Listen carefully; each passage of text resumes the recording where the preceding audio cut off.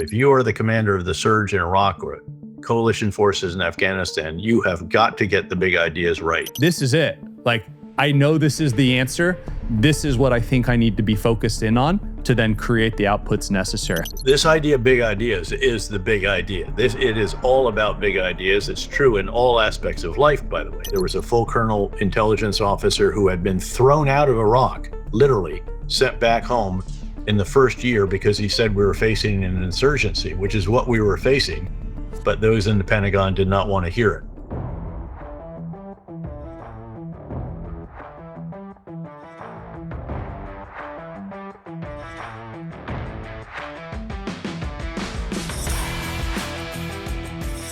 Hi, I'm retired General Dave Petraeus, and you're watching the Drone Wars podcast. General Petraeus, thanks for joining us today on the Drone Wars podcast. Good to be with you, Dan. Thanks. So you and I have been LinkedIn friends for a while, trading messages, and I'm really glad that we were able to nail you down and have you talk about your background, the war in Ukraine, and kind of the changes we're seeing in warfare in general. So thanks for doing this with us, and let's kind of jump right in. Do you mind telling everyone a little bit about your background? Well, I'm a retired four-star general who, after serving in the military for 37 years, a career that was concluded with 6 consecutive commands as a general officer, 5 of which were in combat, including the surge in Iraq, U.S. Central Command, and coalition forces in Afghanistan, then became the director of the CIA.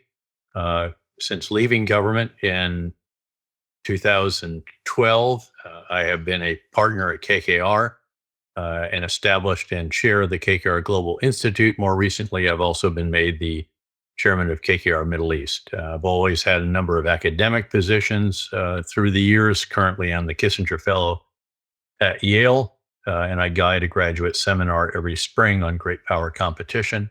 I'm on a couple of boards of private sector companies. I'm a strategic advisor for others.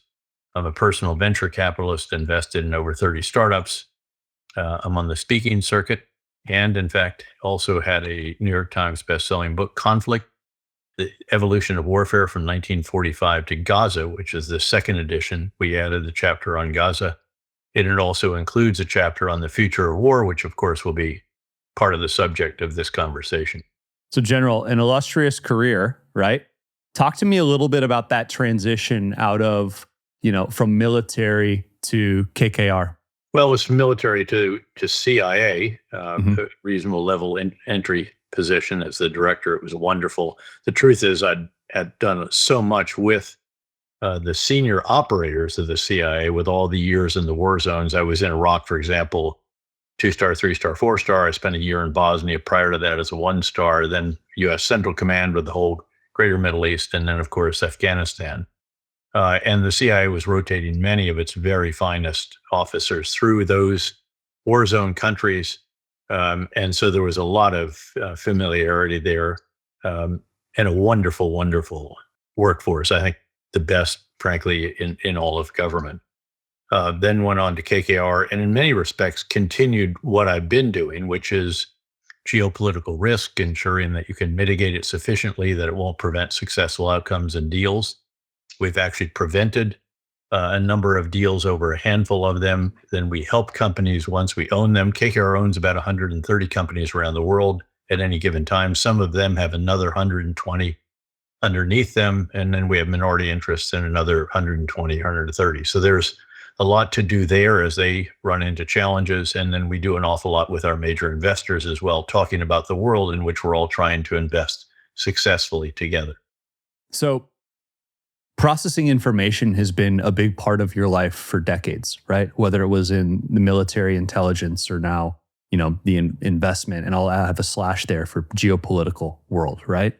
How important is like getting and then processing intelligence quickly to make decisions, kind of spanned all parts of your career? Well, it's crucial. It's crucial at any level, whether it's an individual soldier who is processing information at the pointy end of of the spear, if you will, trying to determine if the individual is hostile or not, if that person has a suicide belt underneath the clothing, all of these kinds. So you're constantly processing. All of us do that. The higher you go, obviously, the more the impact of the conclusions that you draw. I've actually developed a model for strategic leadership, an intellectual construct, and I used it uh, for my 3 4-star commands. We developed it during the same assignment, my one non-combat assignment as a general officer, which is one where I had 6 different hats, headquarters at Fort Leavenworth, Kansas, but oversaw 16 or 17 different schools and centers and all of the education for the non-commissioned, commissioned, and warrant officers, the combat training center scenarios, and a host of other tasks. And that was the year in which we did the counterinsurgency field manual, which proved to be so important as an intellectual foundation for the conduct of the surge and beyond. During that same year, I developed for myself an intellectual construct for the exercise of strategic leadership, which consists of 4 tasks. First and foremost is getting the big ideas right. And of course, what you have to do is assimilate a lot of information to truly understand the nature in uniform of the war that you're fighting, not make it what you'd like it to be rather than what it really is, to understand the geographic terrain, the human terrain, the neighborhood, how a country is supposed to work, how it really works, all of the ethnic, sectarian, tribal, and other elements in a particular country, your area of responsibility, and so forth. So that's where this gathering and really marinating actually in information, and then making assessments, drawing conclusions, so that you can indeed craft the right strategy. The second task is to communicate the big ideas, the strategy, through the breadth and depth of the organization, so that everyone, all the way down to the level of individual soldier who goes outside the wire and can do only what soldiers can do, which is not only to engage the population, but also to engage the enemy.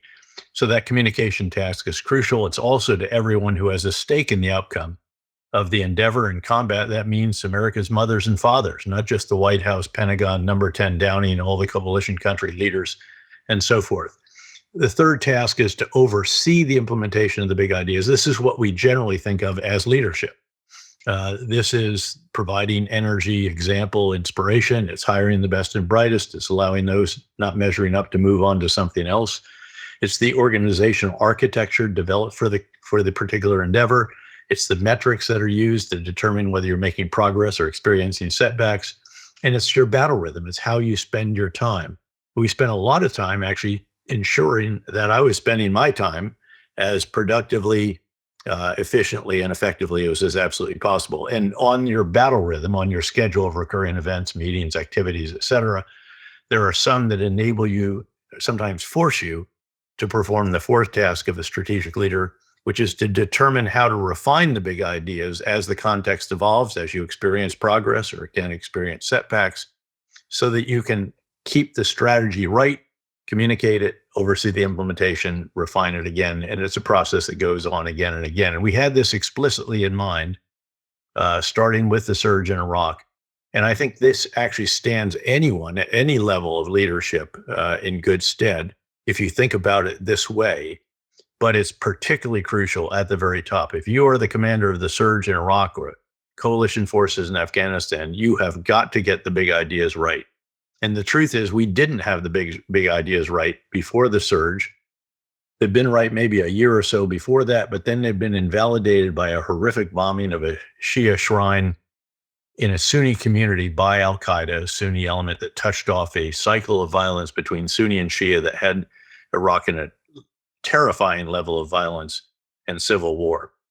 And we needed to change the big ideas 180 degrees, to go from consolidating on big basis to living with the people again, providing security and service to them, creating population control measures, essentially gated communities, biometric ID cards that allowed them to go and to and from, with entry control points that we controlled, gradually to provide humanitarian assistance first, then restore basic services, then reconstruction of homes, schools, markets, roads, bridges, et cetera, et cetera.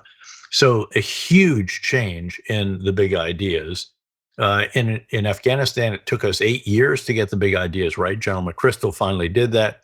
Then when I took over from him, we actually finally got the inputs right for the first time. That was about a year later to carry out the big ideas, the new strategy, which was a comprehensive civil military counterinsurgency campaign, albeit very different in context from the one in Iraq and much tougher, frankly, as well. As I told Secretary Rumsfeld years before, in fact, when he asked me to do an assessment of the situation in Afghanistan as a 3-star. So again, the reason I go down that road is because the whole reason for assimilating information, for marinating in it, for having a really nuanced, granular understanding of the situation is so that you can actually develop the big ideas and then, of course, communicate them, oversee their implementation, and determine how you need to refine them so you do it again and again and again. Let's zero in on this idea of the big idea, all right? So you have a process that allows you to take inputs, structure how you're thinking about the output they need to create. At what point in your career did this kind of, did your gut, and I'm going to use that phrase because, it's kind of a catch-all, start to be able to what's the right phrase? Maybe say this is it. I know this is the answer because even when I'm running it through my decision-making process, this is what I think I need to be focused in on to then create the outputs necessary. How have you gotten to trust your gut on these decisions? I think that sort of evolves intellectually in you. You have certain instincts about this. There's certain logic to this. It seems to make sense. You see, I was privileged to watch others. I was the exec for the chairman of the Joint Chiefs for 2 years. That's his personal, chief of staff of his personal staff, which is a few hundred people, and the interface with the director of the Joint Staff. I was the aide to the chief of staff of the Army for 2 years. I was a speechwriter for the SACEUR, so I had vantage point jobs where I could watch them perform the duties of a strategic leader. And then I was a leader myself, obviously. Again, platoon leader, company commander, battalion commander, brigade, division, 3-star, 4-star, and so forth. And at a certain point, I thought it just made sense to try to write it down, to provide detail about it. And also, by the way, in fact, there's a website at Harvard, at the Belfer Center, where I was a fellow for 6 years, non-resident. And you might go to that, find that website, or I'll send it to you. And you can put that as a link to your podcast. But basically, a group of graduate students who had worked for me in the war zones wanted to help me distill this intellectual construct, and then also describe how do you get the big ideas right. Beyond you personally marinating the big ideas, you have to recognize, for example, that no one of us is smarter than all of us together. So you want to be the process of getting the big ideas. I don't normally get hit on the head by Newton's apple fully formed if I sit under the right tree. I get hit on the head by a kernel of a big idea or a seed of a big idea. And it might come while I'm running. I used to carry 3x5 cars so that I could actually write down something and I wouldn't lose that thought later on.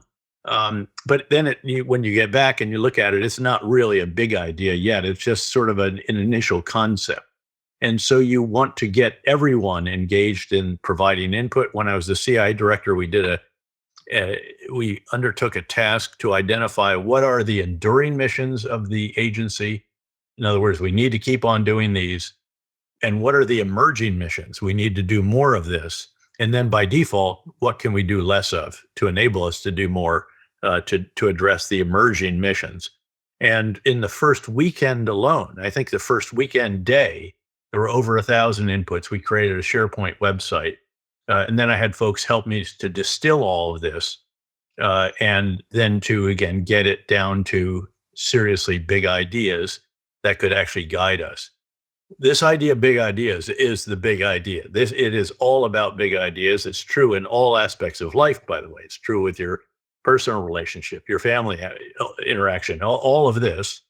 But it's particularly important, needless to say, when you are leading a very significant endeavor, especially one that involves life and death and pulling a country out of a Sunni Shia civil war.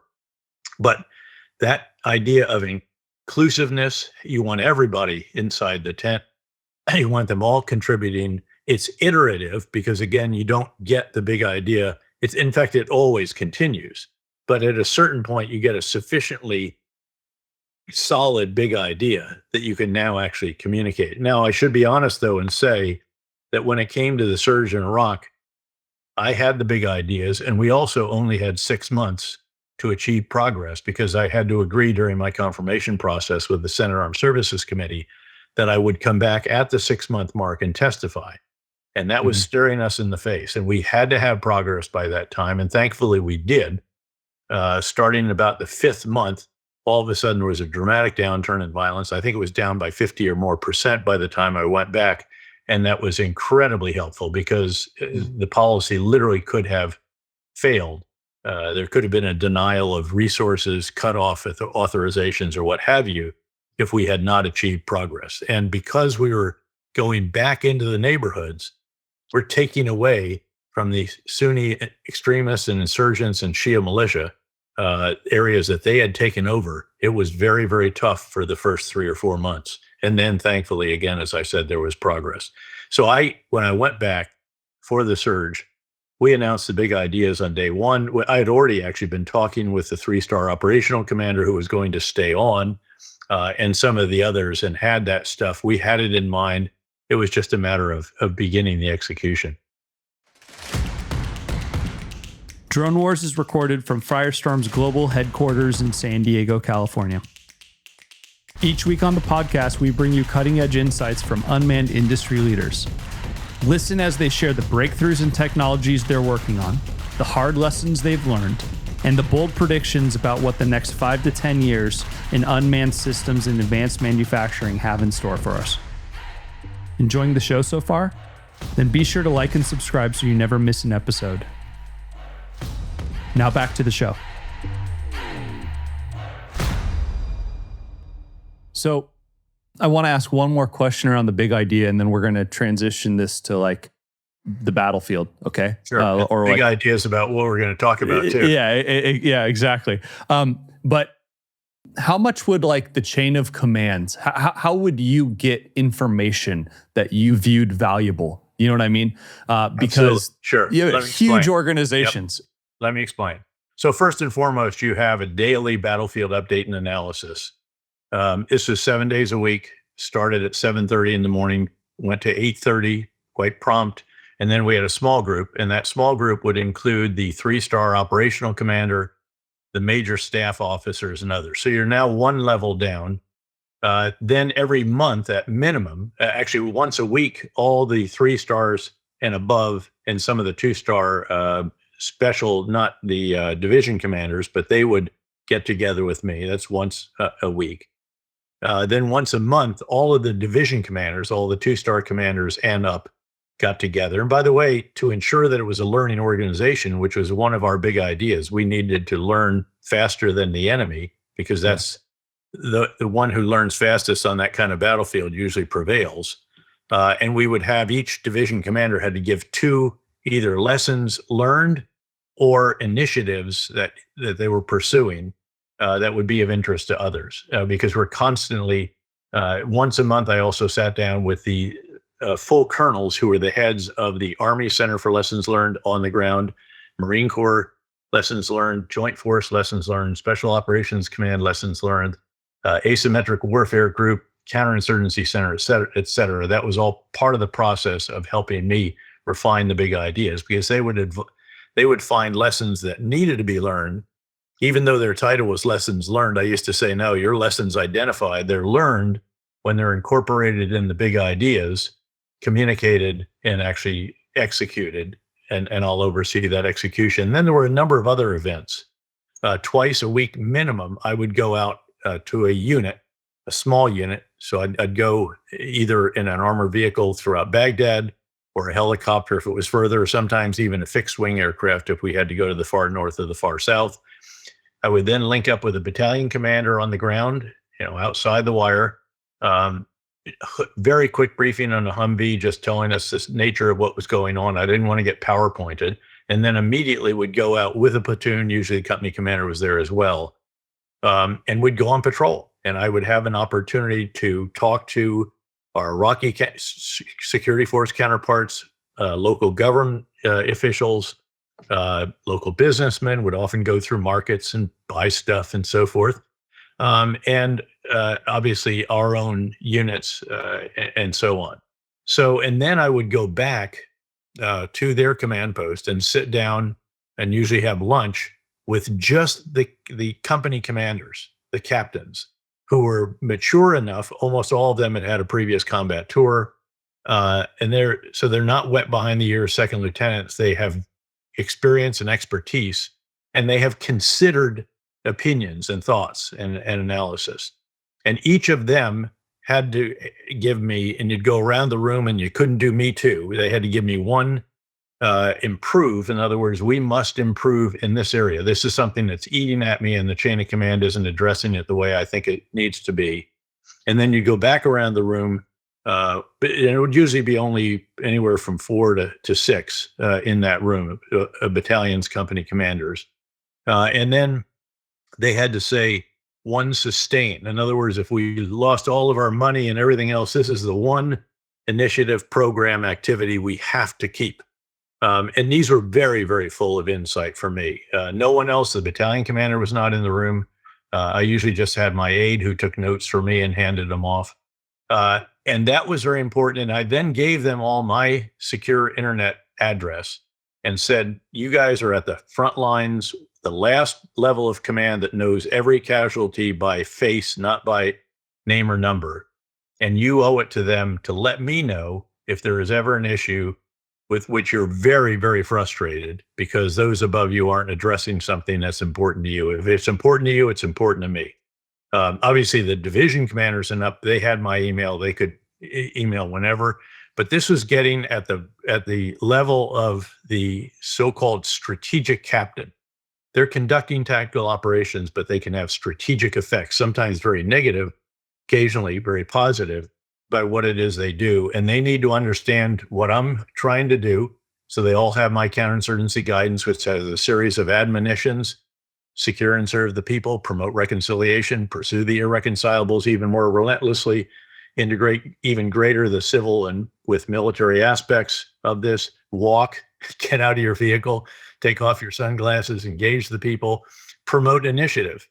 In the absence of order, figure out what they should have been and execute aggressively. So a whole series of these, was about 2 or 3 pages that I wrote personally, and I would update again as I updated the big ideas, because this was the manifestation of the big ideas that was transmitted to all of them. About every 6 weeks or so, we'd send out a refined version.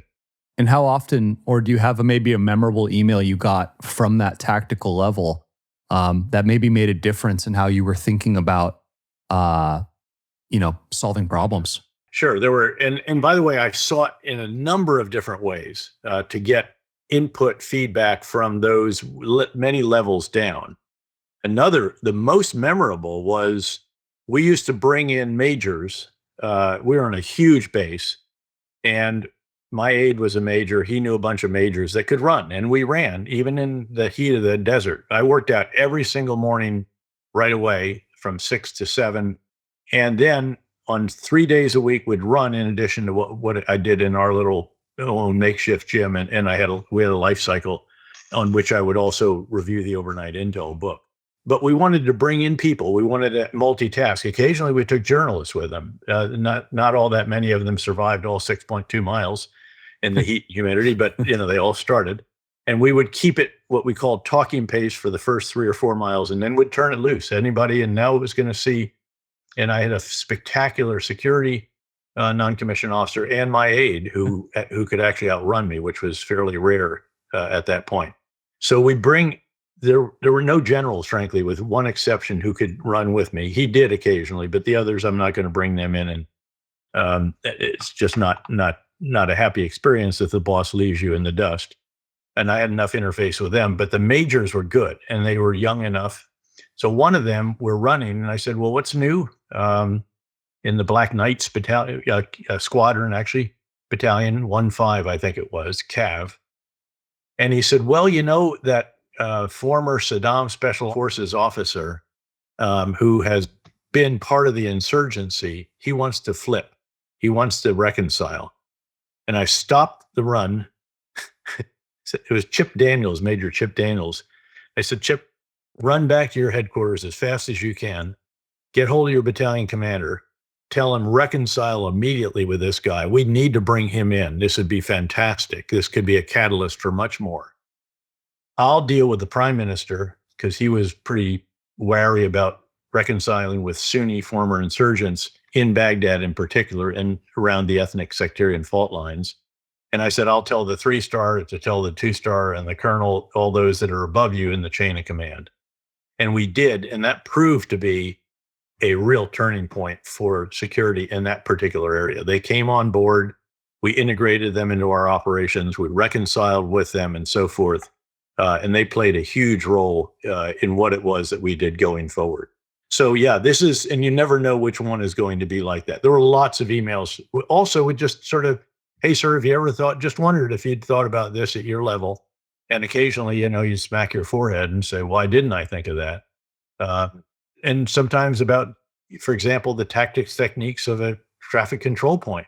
We had huge problems trying to get vehicles to stop without having to put a bullet into the engine block, which tragically often actually ended up going into the driver or one of the passengers. But we were very wary of car bombs at that time. There were multiple going off in Baghdad every day in the early days of the surge. In fact, I couldn't even drive the several miles from our huge base to the embassy, which is where I was on days when I wasn't out traveling around. And it was a good day if, as the helicopter took off, I saw only one black plume of smoke. So again, normally it was multiple black, and those were all the results, typically of car bombs or bombing of critical infrastructure that put off a heavy black cloud of smoke.